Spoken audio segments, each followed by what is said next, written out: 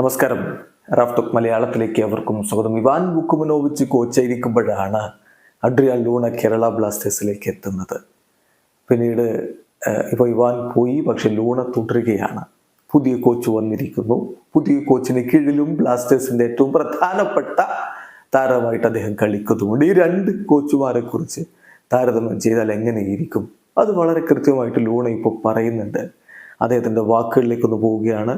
Sports star അത് report ചെയ്തത്. അദ്ദേഹം പറയുന്നു, ചില പ്രിൻസിപ്പിളുകളിൽ ഈ രണ്ടുപേരും സെയിമാണ്. Some principles are the same. പക്ഷേ ഫുട്ബോളിനെ കുറിച്ചുള്ള ജനറൽ ഐഡിയയിൽ ഇവാനും മൈക്കലും തീർത്തും വ്യത്യസ്തരാണ്.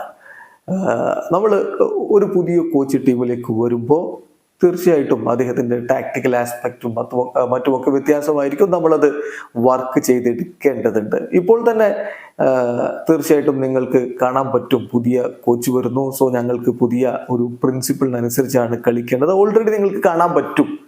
ഞങ്ങളിപ്പോൾ വി പ്രസ് ഹൈ, അതുപോലെ തന്നെ ഹൈ ഓൺ ദി പിച്ചിൽ ബോൾ റിക്കവർ ചെയ്യാൻ വേണ്ടി ഞങ്ങൾ ശ്രമിക്കുന്നു.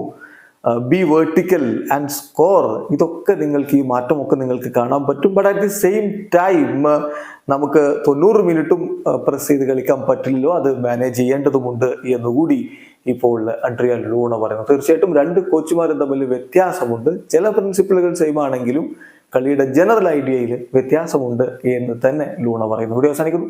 ഫുട്ബോൾ ലോകത്തെ കൂടുതൽ വിശേഷങ്ങളുമായി റാഫ്ടോക്സ് എത്താം.